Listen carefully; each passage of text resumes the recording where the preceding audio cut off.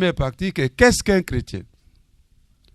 Alors, dans le livre des Actes des Apôtres, chapitre 11, verset 26, Actes 11, 26, écrit ceci. C'est à Antioche que pour la première fois, le nom de chrétien fut donné aux disciples du Seigneur Jésus. Actes chapitre 11, verset 26. Alors, comme on le voit, le nom de chrétien a été donné aux disciples du Seigneur Jésus à Antioche. Voilà. Donc, quand vous lisez, vous prenez les évangiles, le Nouveau Testament, c'est 2 fois seulement le mot chrétien revient. Et quand même, 2 fois. Je disais que, donc, ce nom, ce titre, cette appellation de chrétien, au départ, ce n'était pas un bon nom parce que c'était les non-chrétiens qui disaient ça des chrétiens. Et ensuite, les chrétiens, maintenant, ils ont commencé. Alors, ce nom n'était pas très bon. Pourquoi? Parce que dans le Nouveau Testament, c'est seulement 2 fois que ce nom, ce titre est employé. D'abord, dans le livre des Actes des Apôtres, au chapitre 26, verset 28. Donc, livre des Apôtres, Actes chapitre 26, verset 28. Il est écrit ceci. Agrippa dit à Paul, je lis. Agrippa dit à Paul, il te faut peu, d'après ton raisonnement, pour faire de moi un chrétien. Donc, quelqu'un qui n'était pas chrétien, qui était un païen, qui dit à l'apôtre Paul, tu veux faire de moi comme vous, quoi. Tu veux faire de moi un chrétien. Donc, le mot est employé par un non-chrétien. Et il dit ça de Paul. Donc, tu veux, façon tu fais là, tu veux faire de moi comme vous, quoi, comme un chrétien, quoi. Voilà, vous voyez, c'est comme quelqu'un, chez nous ici, on parle de, sorcier, c'est trop fort, mais c'est un peu comme ça. Quand quelqu'un parle, je dis, c'est moi, je suis sorcier. Voilà, donc, Agrippa, qui n'est pas chrétien, qui dit ça de Paul. Donc, il soupçonne Paul que Paul veut faire de lui un chrétien. Voilà, donc, Actes, chapitre 26, verset 28. Premier test. Deuxième, c'est la lettre de Saint-Pierre, 1 Pierre, chapitre 4, verset 15 à 16. Alors, donc, 1 Pierre, première lettre de Saint-Pierre, chapitre 4, verset 15 à 16, où on dit ceci. Qu'aucun d'entre vous n'ait à souffrir. Qu'aucun d'entre vous, donc on s'adresse aux chrétiens, à la communauté chrétienne. Qu'aucun d'entre vous n'ait à souffrir comme meurtrier, c'est-à-dire quelqu'un qui tue les gens, comme assassin, ou comme voleur, ou comme malfaiteur, ou comme quelqu'un qui, c'est fort à écouter, comme quelqu'un qui se mêle des affaires des autres. C'est ce qu'on appelle affairage. On dit qu'un chrétien ne doit pas être un affaireur, il ne doit pas être affairage. Se mêler des affaires des autres. Mais si c'est comme chrétien, que ce chrétien-là, que ce baptisé-là, n'ait pas honte, mais qu'il glorifie plutôt Dieu en portant ce nom de chrétien. Glorifier Dieu en portant le nom de chrétien. Voilà. Donc, comme je l'ai dit, la première référence, Actes chapitre 26, verset 28, c'est un non-chrétien qui parle, qui emploie ce mot chrétien.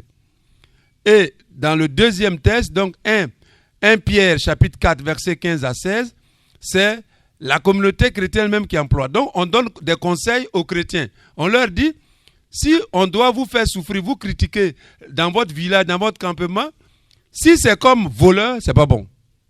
Mais un chrétien ne doit pas voler. Si c'est comme un assassin, quelqu'un qui empoisonne, qui tue les autres, c'est pas bon. Quelqu'un qui est sorcier, c'est pas bon. Si c'est comme un malfaiteur, quelqu'un qui fait ce qui est mauvais, c'est pas bon. Si c'est comme quelqu'un qui se mêle, il parle ici, il parle à gauche, il parle à droite, affaire, matin, il est là, il regarde ici, il critique les gens, on dit non, ça c'est pas bon. Mais si c'est pour que on dise que tu es chrétien parce que tu glorifies Dieu dans ta vie, là, ça c'est bon. Voilà. Alors, continuons. Actes chapitre 26, 28, ce qu'on a dit, avec Agrippa, l'appellation chrétien, donc comme j'ai dit, était employée dans un sens de moquerie. Quand Agrippa dit ça de Paul, c'est pour le moquer de lui. Voilà, c'est en quelque sorte pour l'insulter. Ce n'était pas bon. Acte 26, 28, Agrippa, le non-chrétien, le païen, il emploie ça. Il dit ça de Paul, mais un peu pour se moquer de Paul. Voilà. Maintenant, dans le deuxième texte que j'ai cité, 1 Pierre chapitre 4, verset 15 à 16, cette appellation, ce titre de chrétien, ce qualificatif de chrétien est motif, c'est-à-dire a été employé dans un contexte de souffrance, de persécution. Les chrétiens ils souffraient. Voilà, on les persécutait, on les critiquait. On disait beaucoup de choses de mal d'eux. Alors, on dit non. Si on vous fait souffrir, si on vous critique dans votre quartier, dans votre maison, si vous souffrez, mais si c'est parce que tu as volé, c'est parce que tu critiques les autres, c'est parce que tu fais le mal, ça là, c'est pas bon. Mais si on te critique parce que dans ta vie de chrétien, tu glorifies le nom de Dieu, c'est bon. Voilà, donc, le nom de chrétien ici, à 1 Pierre 4, 15, 16, on dit c'est un nom pour glorifier Dieu. Un titre de glorification de Dieu dans ta vie. Un titre pour témoigner de Jésus dans ta vie. Donc, témoigner de Jésus, témoigner de son évangile. Voilà, là, pour rendre gloire à Dieu. Donc, le titre de chrétien, c'est un titre pour glorifier Dieu. Donc, quand tu te dis, moi je suis chrétien, ça veut dire que tu t'engages à glorifier Dieu dans ta vie. Voilà. Titre de glorification de Dieu. On comprend qu'un chrétien, comme je l'ai dit, c'est lui qui glorifie, dont la vie, sa vie glorifie Dieu en Jésus-Christ. Voilà, sa vie glorifie Dieu. Voilà, donc un chrétien, c'est celui dont la vie glorifie Dieu dans le nom de Jésus. Voilà, donc glorification de Dieu. C'est ça le vrai chrétien. Donc le chrétien, vous voyez que dans la définition, c'est pas d'abord quelqu'un qui fait ceci, qui est légionnaire, qui vient à l'église seulement. Non, l'essentiel, comme on dit au milieu, dans ton quartier, dans ton village, à l'église, dire que tu es chrétien, ça veut dire normalement tu t'es engagé, ou tu as une vie, tu mènes une vie, tu as une conduite, un comportement qui glorifie Dieu par Jésus-Christ. Une vie qui glorifie Dieu par Jésus-Christ. Donc, être chrétien, comme je viens de le dire, c'est surtout devenir un être nouveau, une créature nouvelle, dont la vie glorifie Dieu en Jésus-Christ. Voilà. Donc, un engagement pour glorifier Dieu. Que ta vie glorifie Dieu. Ta vie de mariage, ta vie de travail, ta vie d'amitié, ta vie à l'église, partout, dans ton village, dans ton pays, dans ton quartier. Une vie qui glorifie Dieu. Tu vois, souvent, ces catéchèses, on n'a pas le temps de le faire. Donc, souvent, on porte le nom chrétien, mais voilà. Donc, une vie qui glorifie Dieu. Donc, une nouvelle création. Tu deviens une nouvelle personne par la puissance du Saint-Esprit, à l'écoute de l'évangile de Jésus, et tu es engagé, tu es conscient, tu veux, tu as décidé librement, volontairement, tu as accepté que désormais, à partir de ce moment, moi, ma vie va glorifier Dieu. Tu es vraiment un chrétien. Voilà. Donc, c'est un engagement à glorifier Dieu par Jésus, en écoutant l'évangile de Jésus, en croyant en lui, pour que ta vie glorifie Dieu. Donc, il s'agit donc, pour être un vrai chrétien, de se convertir au Seigneur Jésus, qui est mort, qui est ressuscité, qui est glorifié par Dieu le Père. Donc, une vie convertie au Seigneur Jésus. Ce n'est pas seulement, on dit simplement, je volais, je ne vole plus. Non, ça c'est ce que... Mais c'est ta vie qui est convertie au Seigneur Jésus, à la personne de Jésus. Voilà. Une vie convertie au Seigneur Jésus. À partir, bien sûr, de l'écoute de l'évangile. Voilà. Donc, une vie convertie au Seigneur Jésus. Mort et ressuscité. Pour que justement ta vie glorifie le Seigneur Jésus, glorifie Dieu, pour que tu sois par l'Esprit Saint uni à Jésus. Voilà. Et pour que tu mènes la vie nouvelle dans l'Esprit Saint. Donc, la vie chrétienne, c'est une expérience de Dieu dans le Christ par la puissance du Saint-Esprit. Une expérience de vie nouvelle de Dieu dans le Christ par l'Esprit Saint. Voilà. Une vie qui glorifie Dieu. Donc, avant, en quelque sorte, tu n'avais pas conscience. Tu vivais, mais tu n'avais pas trop conscience que ta vie devait... Alors, quand tu deviens chrétien, quand tu es baptisé, c'est un engagement, comme je l'ai dit, à glorifier Dieu. Que toute ta vie glorifie Dieu. Toute ta vie. Vie de travail, vie de commerce, vie de quoi, avec tes parents, avec tes enfants, avec ta femme, avec ton mari, avec tes camarades, dans l'église, au marché. Voilà. Une vie qui glorifie Dieu. Donc, une expérience de Dieu. Une expérience de vie nouvelle de Dieu dans le Christ par la puissance du Saint-Esprit. Et cette vie-là a pour but de glorifier Dieu.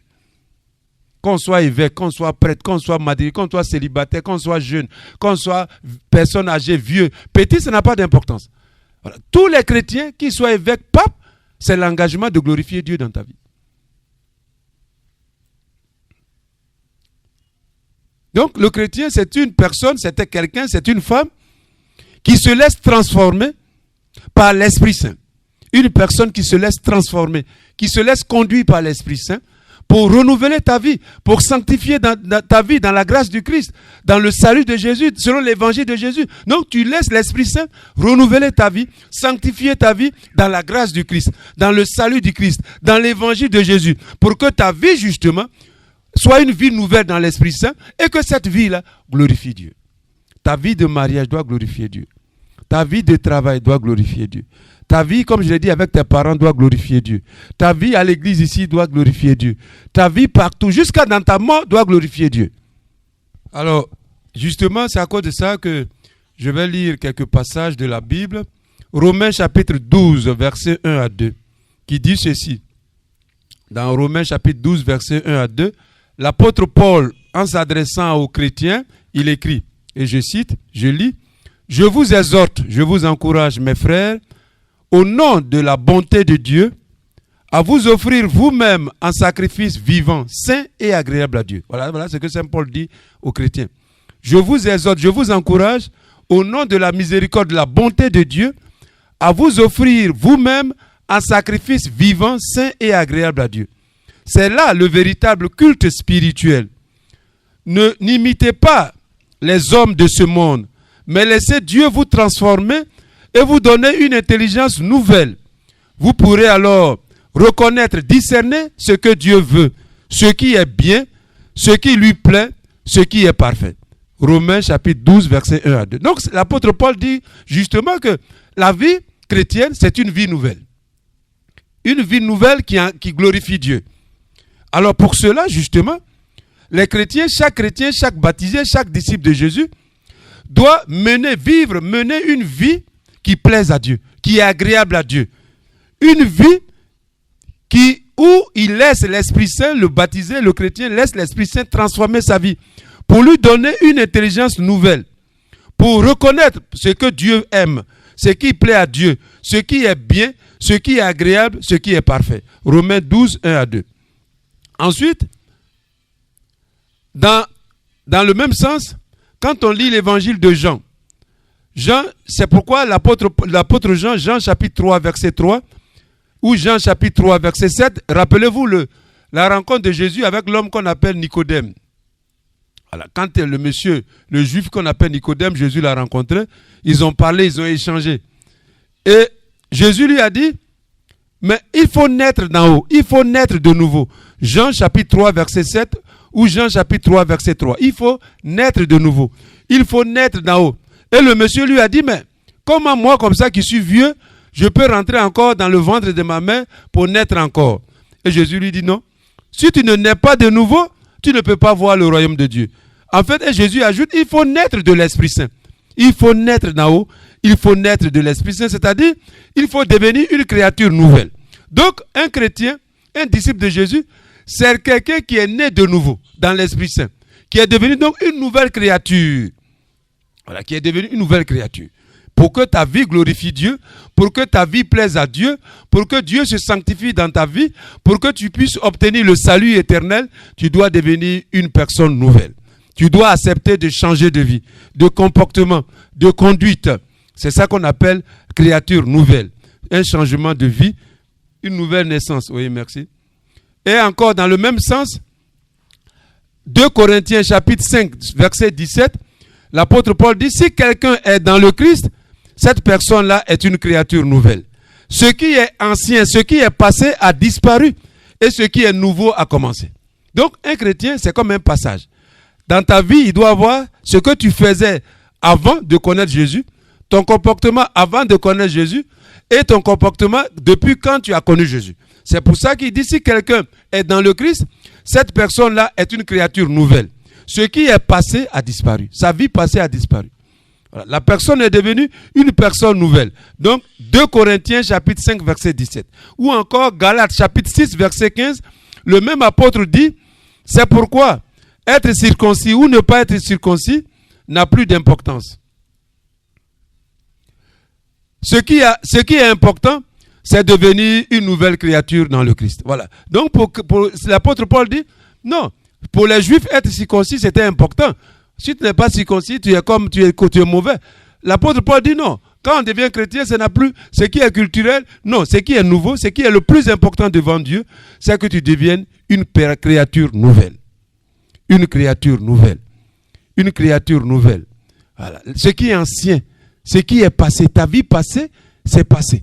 Et à partir du moment où tu connais Jésus, où Jésus entre dans ta vie, où tu accueilles Jésus dans ta vie, par la grâce du Saint-Esprit, tu deviens une créature nouvelle. Donc ton comportement, ta conduite doit changer pour que ta conduite, ton comportement plaise à Dieu et pour que ta vie puisse glorifier Dieu. Cette vie nouvelle, comme je l'ai dit, avec à l'écoute de l'évangile de Jean, devenir naître de nouveau. Et avec l'apôtre Paul, l'expression devient devenir une créature nouvelle. Naître de nouveau, devenir une créature nouvelle, changer de vie. Tout ce qui est ancien, tout ce qui est vieux est passé, tout ce qui est nouveau dans l'Esprit Saint en Jésus doit naître. Alors, cette vie chrétienne a des piliers, a des aspects essentiels. C'est d'abord une expérience de foi en Jésus. Une expérience de foi. Voilà, croire en Jésus. Croire en Jésus. Et Hébreux chapitre 11, verset 1 dit, qu'est-ce que la foi? Qu'est-ce que croire? Hébreux chapitre 11, verset 1 dit ceci, la foi est une façon de posséder déjà ce que l'on espère, un moyen de connaître des réalités qu'on ne voit pas. Voilà, donc, l'apôtre Paul dit, Hébreux 11, 1, comme la vie, cette vie nouvelle, cette création nouvelle, sa porte d'entrée, c'est la foi. Croire en Jésus, confesser le nom de Jésus, reconnaître le nom de Jésus, reconnaître que Jésus est ton Seigneur. Il est le Seigneur de ta vie, il est le Seigneur de ta vie passée, le Seigneur de ta vie présente, le Seigneur de ta vie future, le Seigneur de ta mort, de ta résurrection, de ta souffrance. Donc, c'est une vie de foi en Jésus. Accueillir Jésus dans sa vie, avoir Jésus dans sa vie, avoir Dieu dans sa vie. C'est ça, d'abord, croire. C'est une décision que tu prends pour dire désormais, Seigneur, je crois en toi, je veux que tu viennes dans ta vie, dans ma vie, pour que tu la transformes, pour que tu la changes. Donc, on dit croire, c'est une façon de posséder déjà ce qu'on espère. Qu'est-ce que tu espères? Mais tu espères le salut éternel. Donc déjà, par la foi, tu es sauvé. Par la foi, tu es déjà sauvé. C'est ça. Le salut s'obtient par la foi. Le salut nous est obtenu par la foi. Quand tu confesses Jésus, quand tu accueilles son nom, quand tu dis son nom, quand tu l'accueilles dans ta vie, quand tu accueilles Dieu dans ta vie, par le nom de Jésus, tu accueilles déjà le salut que tu espères. Ensuite, par la foi, il dit, c'est connaître des choses qu'on ne connaît pas. Donc, désormais, par la foi, tu entres dans la connaissance vraie de Dieu en Jésus-Christ. Deuxième aspect, deuxième trésor de la foi en Jésus. D'abord, la foi te donne le salut, tu es sauvé en Jésus-Christ. Et par la foi te donne la connaissance de Dieu en Jésus-Christ. Connaître des réalités qu'on ne connaît pas, c'est la connaissance de Dieu en Jésus. Quand on connaît Dieu en Jésus, par Jésus, avec Jésus, ta connaissance de Dieu est parfaite. La connaissance de Dieu est totale. Ça, c'est deuxième. Donc, la foi, tu te possèdes le salut de Dieu par la foi au nom de Jésus. Quand tu dis le nom de Jésus, quand tu l'accueilles, tu accueilles ainsi le salut, tu es sauvé. Tu as la rémission de tes péchés, tu as le pardon de tes péchés, tu es sanctifié, tu as la vie éternelle et en même temps, tu entres dans une connaissance nouvelle de Dieu.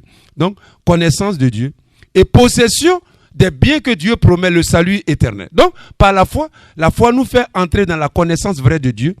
Mais la foi aussi te fait posséder les choses de Dieu, la vie éternelle, le salut. Mais par la foi aussi, comme je viens de le dire, tu deviens une créature nouvelle. Donc, connaissance de Dieu en Jésus-Christ, possession du salut éternel par la foi. Et par la foi en Jésus, tu deviens une créature nouvelle. Ta vie se transforme, ta vie se change pour que ta vie puisse glorifier Dieu. Voilà, alors cette vie nouvelle, comme je viens de le dire, par la foi en Jésus-Christ, le chrétien a la vraie connaissance de Dieu, connaissance nouvelle. Parce que lui, il est le Fils de Dieu, il est en Dieu, il vient de Dieu. Il vient donc nous introduire et établir le chrétien dans la vraie connaissance de Dieu. Connaissance nouvelle, définitive de Dieu. Donc, connaissance. C'est pour ça que Hébreux chapitre 11, on dit non. Voilà. Connaissance, connaître les choses qu'on ne voit pas. Et ces choses qu'on ne voit pas, c'est Dieu. C'est les réalités de Dieu, les réalités spirituelles. Donc, Jésus nous introduit, il introduit le chrétien dans la vraie connaissance de Dieu. Deuxièmement, grâce à Jésus, nous obtenons le salut. Voilà. Posséder le salut éternel. Il est mort, il est ressuscité. Grâce à lui, Dieu nous pardonne nos péchés. Il nous remet nos péchés. Grâce à lui, Dieu nous donne la vie éternelle. Grâce à lui, Dieu nous appelle dans sa gloire. Voilà. Donc, possession du salut éternel. C'est pour ça que vous êtes là. C'est pour avoir obtenu, par le nom de Jésus, par la foi, le salut éternel, le bonheur de Dieu. Que Dieu soit présent pour vous délivrer, vous protéger. Troisième aspect, la foi, comme je l'ai dit, nous introduit le chrétien dans une vie nouvelle. Un changement de vie. C'est ce qu'on appelle la vie de la grâce, dans l'Esprit Saint. Donc, désormais, le chrétien, il mène la vie de la grâce. La nouveauté, c'est ça. La vie de la grâce. Tout ce que tu dois faire, tu dois le faire par rapport à la grâce de Dieu. La grâce que tu as reçue de Dieu dans le Christ. Voilà. Dieu t'a établi par la foi en Christ dans la vie nouvelle de la grâce, par la puissance du Saint-Esprit. Et tu es établi dans cette grâce. Tu es introduit dans la grâce. Donc, tout ce que le chrétien doit faire, son comportement doit être un comportement de grâce. Sa conduite, ça doit être une conduite de grâce. Il doit vivre désormais selon la grâce de Jésus. Selon la grâce de Jésus. Selon la grâce de Jésus. Voilà la nouveauté essentielle de la vie d'un chrétien et d'une communauté chrétienne. C'est une communauté de grâce, une vie de grâce. Un papa, un père de famille de grâce. Un mariage, un couple selon la grâce de Jésus. Une vie, un travail selon la grâce de Jésus. Donc, la grâce de Jésus doit marquer toute la vie du chrétien. Voilà. Une vie de grâce. La grâce de Jésus. L'apôtre Paul dit ça. Dans la lettre de Timothée à Tite, que nous lisons souvent à la nuit de Noël. La grâce de Dieu s'est manifestée pour le salut de tous. La grâce de Dieu s'est manifestée. Et le chrétien entre dans la vie de la grâce. Voilà la nouveauté de la vie d'un chrétien et d'une communauté chrétienne. La différence entre la vie d'un chrétien et la vie d'un autre chrétien, c'est par rapport à la grâce du Christ. Voilà, c'est la grâce du Christ qui fait la différence. Toi, tu as conscience, tu sais que Dieu t'a introduit par la foi dans la grâce du Christ. Et donc, toute ta vie doit être marquée, rythmée par cette grâce que tu as reçue. Comme j'ai dit, grâce personnelle. Grâce de couple, de ta famille, avec ta femme, avec tes enfants. Grâce dans ta travail. Oui, c'est quand on regarde là, ton comportement, ta conduite, c'est comportement de grâce. C'est ça qui fait la différence entre un chrétien et un non-chrétien. Ce n'est pas seulement quand tu viens à l'église, mais c'est quand tu reçois la grâce du Christ qui t'accompagne, qui change ta vie, qui transforme ta vie, et où tu t'efforces de vivre selon cette grâce partout, alors tu es un chrétien. Tu es un vrai chrétien, tu es un bon chrétien, tu es une bonne chrétienne. Tu es une bonne chrétienne. Donc, connaissance nouvelle de Dieu en Jésus. Possession du salut que Dieu offre. Et troisièmement, vie nouvelle de la grâce. Justement, cette vie nouvelle de grâce, en Romains chapitre 6, versets 1 à 6, Romains 6, 1, 6, il dit aux chrétiens, « Mes frères, est-ce que vous ne savez pas que nous tous qui avons été baptisés en Jésus-Christ, c'est dans sa mort que nous avons été baptisés? Si par le baptême dans sa mort de Jésus, nous avons été mis au tombeau avec Jésus, c'est pour que nous menions une vie nouvelle. » Voilà, la vie nouvelle de la grâce. L'apôtre Paul dit le baptême, c'est comme on te plonge. Quand on verse l'eau sur toi, c'est ta vie passée qui meurt, qui est détruite. Quand on verse l'eau sur toi, du chrétien, c'est ta vie passée. On te lave quoi? On te lave de tout ce qui était mauvais avant. Pour que quelque chose de nouveau, voilà, surgisse. C'est pour ça qu'il dit, nous sommes morts avec le Christ. Nous avons été mis dans son tombeau. C'est pour que nous menions une vie nouvelle, nous aussi. De même que le Christ, par la toute puissance de Dieu le Père, est ressuscité d'entre les morts. Nous le savons.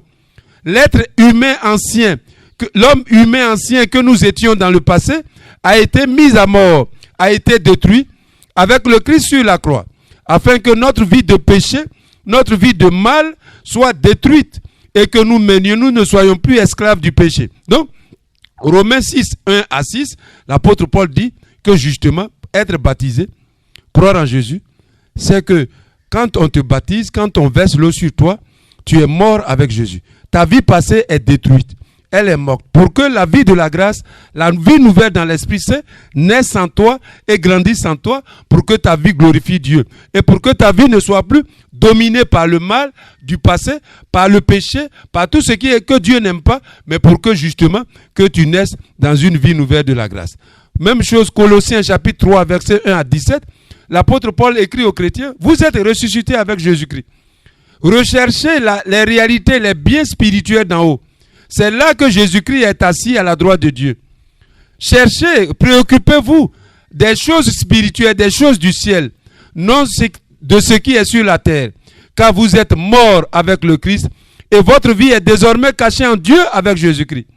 Votre véritable vie, c'est le Christ. Quand le Christ viendra dans la gloire, alors vous paraîtrez aussi avec lui et vous participerez à sa gloire. Donc vous voyez que le chrétien, par la foi, comme j'ai dit, nous avons une connaissance nouvelle de Dieu en Jésus-Christ. Nous possédons le salut qui va se manifester totalement. Et par la foi nous fait introduire dans la vie nouvelle de la grâce. La vie nouvelle que Jésus nous a donnée. Et cette vie-là, si nous persévérons, si nous demeurons dans cette vie, alors comme dit l'apôtre, quand Jésus reviendra, nous allons participer à sa gloire. Nous allons participer à la gloire. Donc, la fin, le but de la vie du chrétien, c'est de glorifier Dieu dans sa vie en Jésus-Christ et de participer un jour à la gloire de Dieu. Vie nouvelle que nous ouvre la foi, qui nous fait posséder le salut et qui nous appelle à participer à la gloire de Dieu quand Jésus reviendra à la fin des temps. Être chrétien, c'est aussi être témoin de Jésus dans le monde.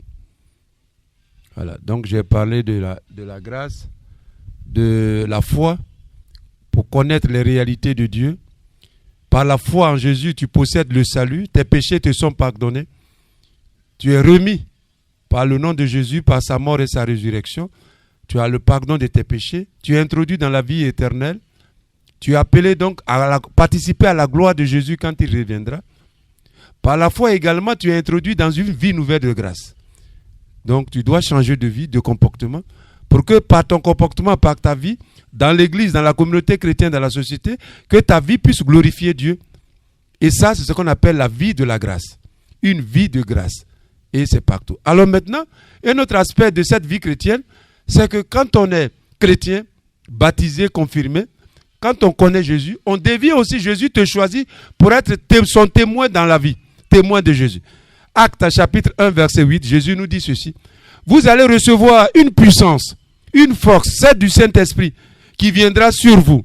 Alors, vous serez mes témoins à Jérusalem, dans toute la Judée et la Samarie, et jusqu'au bout du monde. Acte 1, 8. Donc, être chrétien, c'est accepter d'être témoin de Jésus dans le monde, dans la vie.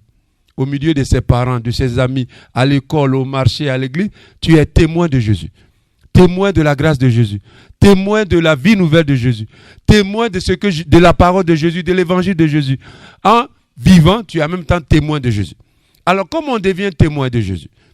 D'abord, comme dit Jésus lui-même, la force du Saint-Esprit. Il faut beaucoup prier l'Esprit Saint. Voilà, il faut beaucoup prier l'Esprit Saint. Qu'on soit légionnaire, renouveau, peu importe. Voilà, quand toute prière que vous devez faire, vous devez commencer par invoquer d'abord l'Esprit Saint. Parce que c'est l'Esprit Saint qui t'aide à être un bon chrétien. C'est pas être un bon chrétien, c'est pas catch. C'est pas on dit les gros là, c'est eux qui gagnent. Non, c'est pas boxe. Voilà, c'est la puissance du Saint-Esprit que tu accueilles qui te fait vivre en bon chrétien. Donc si tu ne pries pas souvent l'Esprit Saint, tu n'auras pas cette puissance, cette force spirituelle pour être témoin de Jésus. Donc la première condition, c'est invoquer, demander à Dieu, à Jésus, de te remplir de son Esprit Saint. Voilà, par tout ce que tu fais. Premièrement. Deuxièmement, on est témoin de Jésus par la prière. Voilà. Celui qui ne prie pas, ça veut dire qu'il n'a pas vraiment l'Esprit. Quand on reçoit l'Esprit Saint, l'Esprit, comme j'ai dit, fait que ta vie va glorifier Dieu. La première manière pour que ta vie glorifie Dieu, c'est dans la louange, dans l'adoration de Jésus. C'est-à-dire dans la prière. Dans le livre des Actes des Apôtres, au chapitre 3, chapitre 2, chapitre 3, la première communauté, ils étaient assidus à la prière. Donc la prière. Prier souvent. Prier régulièrement. C'est la première manière pour témoigner de Jésus. Un chrétien qui ne prie pas à la maison, partout là où il est à l'église, qui ne vient pas, non, il n'est pas vraiment touché par l'Esprit. Quand l'Esprit Saint t'a touché, quand tu es vraiment ouvert à l'Esprit Saint, ta vie glorifie Jésus, glorifie Dieu, par la louange, par la prière, par l'adoration. Donc là, quand tu as reçu, première manière, c'est par la prière. Prière de louange, d'adoration, de bénédiction. À la maison, là où tu es, mais aussi à l'église, en communauté, dans les groupes où tu es. Voilà, donc, premier signe qu'un chrétien est devenu témoin de Jésus, c'est quand il donne la place, il fait la place à la prière, à la louange de Dieu dans sa vie. Temps de prière, moment de prière. Première manière pour être témoin de Jésus. On est témoin de Jésus par la prière. Un chrétien qui n'a pas le temps de prier, non, il n'est pas témoin de Jésus. Il ne peut pas devenir témoin de Jésus. Ça, c'est la première manière. Deuxième manière, c'est l'obéissance à la parole de Dieu dans ta vie. Deuxième manière. Ceux qui ont reçu l'Esprit Saint, ceux qui ont été touchés l'Esprit Saint, ceux qui prient beaucoup l'Esprit Saint, l'autre manière pour être témoin de Jésus, c'est l'accueil, l'obéissance à Dieu dans ta vie. À la parole de Dieu, à la volonté de Dieu. Obéissance à la parole, à l'évangile de Jésus. Voilà. L'obéissance à l'évangile. Voilà. Dans le texte que nous allons lire ce soir, dans la deuxième lecture, l'apôtre Paul va dire, Jésus est mort, mais il est devenu la cause du salut éternel pour tous ceux qui lui obéissent. Donc, il faut obéir à Dieu. Une vie chrétienne, c'est une vie de quelqu'un, d'une femme qui obéit à Jésus. Alors, si tu n'obéis pas à l'évangile de Jésus, à la parole de Dieu en Jésus, tu n'es pas un vrai chrétien. Tu n'es pas un bon chrétien. Tu n'es pas un témoin de Jésus. Voilà. Donc, l'obéissance dans votre vie à la parole de Jésus, à la volonté, à la parole de Dieu, c'est la deuxième manière pour être témoin de Jésus. Ceux qui lui obéissent. C'est ceux qui lui obéissent qui sont les vrais témoins de Jésus. Qui obéissent à la parole de Jésus, à la volonté, à la parole de Dieu en Jésus dans leur vie. Deuxième manière. Donc, prière. Deuxième manière, obéissance à la parole de Dieu dans notre vie. Troisième manière pour être témoin de Jésus, après la prière et l'obéissance à la parole, c'est quoi? C'est le service fraternel, l'amour des autres, le bien, faire le bien aux autres. Troisième manière pour être témoin de Jésus, faire le bien. On dit Jésus passait en faisant le bien. Voilà. C'est ça Jésus. Il est passé sur la terre, Dieu l'a envoyé. Il a guéri les malades, ressuscité les morts, il a délivré les gens. Oui, Jésus est passé par... Donc un chrétien, une chrétienne ne doit pas être un méchant, un sorcier, un gougnafier qui fait tout ce qui est mauvais. On dit, cette femme-là, quand tu as gagné son affaire, tu es mort aujourd'hui. Cette femme-là, non, on ne doit pas dire ça d'un chrétien. Voilà. Donc le bien. L'apôtre Paul dit, je crois que dans Romains chapitre 12, verset 21, ne vous laissez pas vaincre par le mal, mais soyez vainqueurs du mal par le bien. Romains 12, 21. Ne vous laissez pas vaincre par le mal, mais soyez vainqueurs du mal par le bien. Donc, troisième, pour montrer que tu es témoin de Jésus, c'est le bien. Si tu ne fais pas le bien, tu n'es pas témoin de Jésus.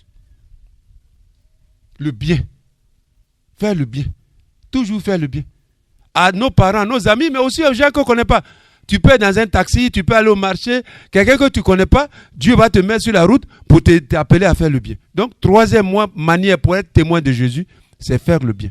Donc, vous qui êtes chrétien, vous qui êtes baptisé, vous qui êtes confirmé, vous vous engagez pour faire le bien.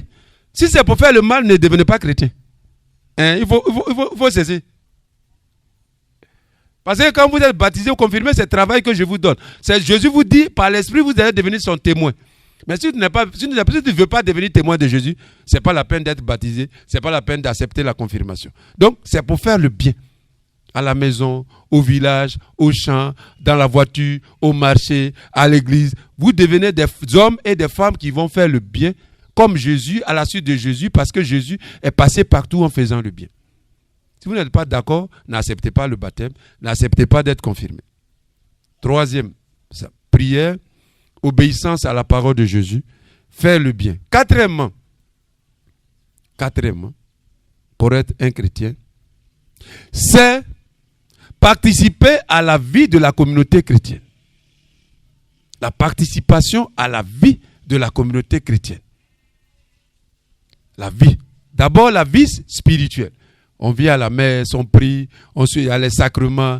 Tout ce que la communauté chrétienne fait pour glorifier Dieu, pour louer Dieu, pour grandir dans la foi, pour accueillir la vie éternelle, tu dois être dedans. Il ne faut pas dire, non, moi, c'est les autres là. Vous là, allez, moi, je suis ici. Donc, quatrième manière pour témoigner de Jésus, c'est la participation à la vie de la communauté chrétienne. Vie. Vie d'abord spirituelle, de prière, de louange, de la messe, l'Eucharistie, adoration, chapelet, tout ce qui est la vie spirituelle. Mais aussi vie pour participer. Par exemple, on dit aujourd'hui, on va balayer la cour. On a dit à l'église, la cour de l'église est trop sale, on va balayer. Souvent, les chrétiens, ils disent non, c'est lui là qui va aller balayer. On compte sur les autres. Non, toi tu dois être dedans. Parce que tu es témoin de Jésus.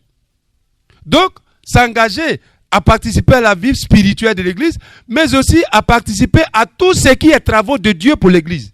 Tout ce que l'église la communauté doit faire pour grandir devant Dieu, pour être bien. Chaque chrétien, chacun qui est baptisé, il doit être dedans. Il ne doit pas compter sur Gilbert. Il ne doit pas dire non, c'est Gilbert qui est l'ami des pères. Celui qui va aller balayer, remplacer les chaises. Non, chaque baptisé. Parce que quand vous êtes baptisé, vous êtes confirmé, vous acceptez le travail que Dieu vous donne. Et le travail que Dieu vous donne, c'est pour faire grandir la communauté. Donc, par la prière, mais aussi par l'engagement, par la participation à tout ce qui est travail de la communauté. Ensuite, vous voyez, on dit les actes des apôtres, les chrétiens mettaient tout ensemble.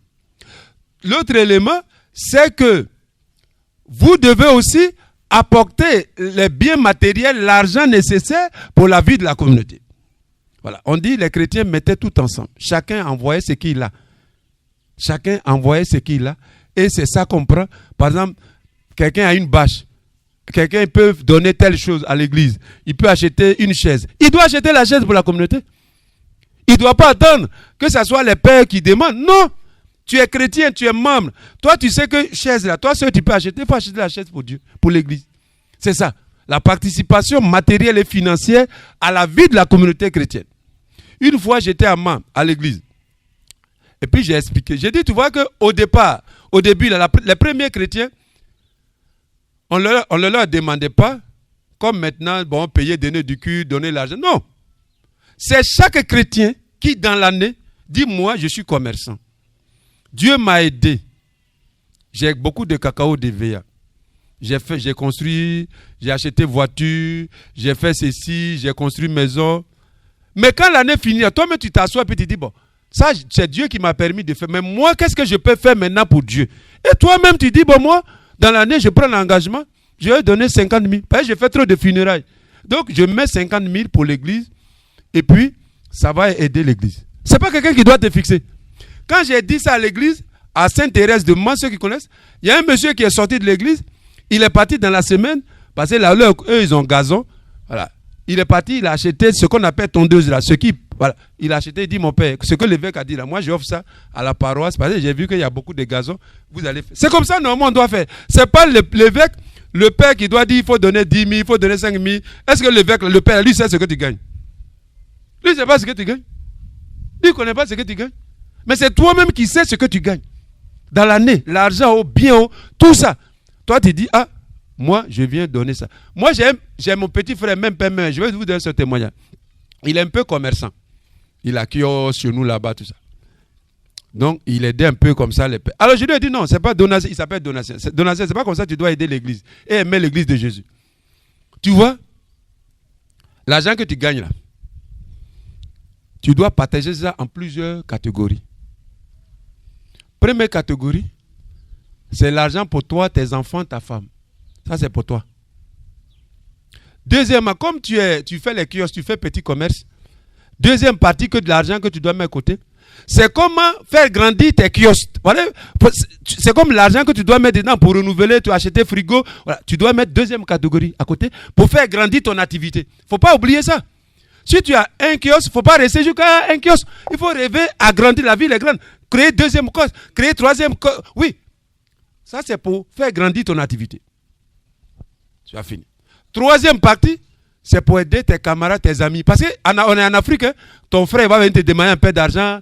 On m'a dit que quelqu'un est mort. Toi-même, déjà, tu prévois. Tu dis, moi, là, cette année-là, de toute façon, j'ai travaillé là, je vais mettre 50 000. Mais tu ne dis pas à tes parents, parce que tu leur dis, un seul va venir prendre tout l'argent là. Mais tu ne leur dis pas. Mais toi, dans ton cœur, dans tes prévisions, tu dis, moi, je pense que je vais prévoir 50 000. Comme ça, on ne sait jamais. Quand tu as fini de faire tout ça, maintenant, tu mets une autre partie pour l'église. Oui, l'église est importante. C'est ton salut éternel. J'ai dit, mais d'ailleurs, l'argent, si tu ne fais pas ça, c'est que comme j'ai dit hier, tu vas rester là, quelqu'un va mourir, celui qui n'a rien fait, celui qui va venir prendre. Donc, autant donner l'argent pour la mission de l'église, pour que tu sois sauvé, parce que l'église va prier pour toi, c'est bien devant Dieu. Donc, donation, tu mets toujours quand tu fais l'année, là, tu dis, c'est toi-même, hein, c'est pas quelqu'un qui te dit. Tu te dis, moi, par exemple, je mets 100 000. C'est pas un coup, tu vas donner à l'église. Mais on va dire, ah, il y a telle chose. Tu vas dire, aujourd'hui, je donne 10 000. Après, jusqu'à quand l'année finit, si l'argent que tu as prévu pour l'église n'est pas fini, c'est pas grave, tu achètes quelque chose pour l'église. Tu dis, par exemple, si c'est par exemple 20 000 qui est resté, tu dis, je vais prendre les 20 000, j'achète 2 chaises pour aller donner à l'église. C'est fini. Et c'est comme ça qu'il fait. Je vais vous donner.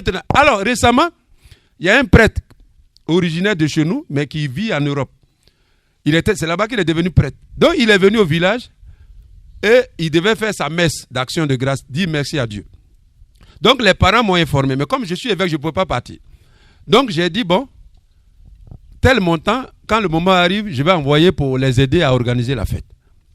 Donc, je lui ai dit, ah, Donatien, comme je ne suis pas là-bas, je suis occupé, donne tel montant, prends crédit, donne tel montant aux ceux qui organisent la fête du Père.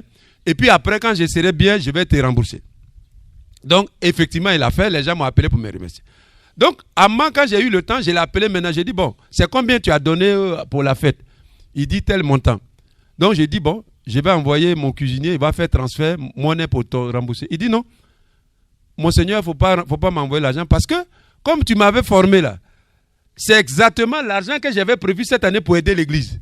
C'était en décembre dernier. Et comme je n'avais pas dépensé encore, ce que j'ai donné, c'est comme ma contribution déjà pour l'église. Donc, il ne faut plus me rembourser, c'est moi-même qui donne en même temps. Oui, mes frères, c'est comme ça, vous devez aimer l'église de Jésus. Voilà. Nous, ici, on boit koutoukou, on boit, même l'Africain qui dit qu'il n'a rien, il boit koutoukou. L'Africain qui dit qu'il n'a rien, même quand son parent meurt, il ne pourrit pas au dehors. Il met son orgueil, il dit, ah, c'est mon frère qui est mort, il faut que je fasse bon funérailles, on va dire que j'ai l'argent. Mais pourquoi vous ne pouvez pas donner pour Dieu? Comment vous pouvez aimer et servir l'église? Alors, je compte sur vous. Ce n'est pas le père qui va vous dire, ou quelqu'un qui doit vous dire, donnez ceci. Non, vous-même, vous travaillez, vous êtes commerçant, vous êtes boutiquier, vous êtes ceci, vous êtes tout ce que vous faites pour gagner votre vie, pour envoyer vos enfants à l'école, pour acheter bijoux, pour vos femmes, pagnes, tout ça, vous qui êtes le pagne, vous aimez chaussures, c'est bien, mais ça ne suffit pas. Il faut aussi travailler pour la vie éternelle. Oui. Tout cela, ça va pourrir. Vous allez laisser ça dans la tombe, ou d'autres vont prendre ça. Travaillez aussi pour votre salut éternel. En aidant matériellement, financièrement l'église à grandir. Et je dis, ce n'est pas quelqu'un qui va vous demander ça. Il ne faut pas que ce soit l'évêque, il ne faut pas que ce soit le prêtre. Vous-même, vous travaillez, vous savez ce que vous gagnez. Vous aidez vos parents, vos amis, vos connaissances. Vous faites funérailles, vous aidez les autres, vous envoyez vos enfants à l'école. Même chose, vous devez calculer pour l'église. Vous devez dire, cette année, moi là, si Dieu me fait grâce, voilà, au départ, voilà ce que je vais mettre à disposition de l'église pour faire quelque chose, acheter quelque chose, aider, voilà, pour faire le travail de Dieu. Que Dieu vous bénisse, qu'il vous protège, que Jésus vous se glorifie en vous et qu'un jour, il vous introduise dans la gloire du ciel, lui qui règne aujourd'hui, demain et pour les siècles des siècles.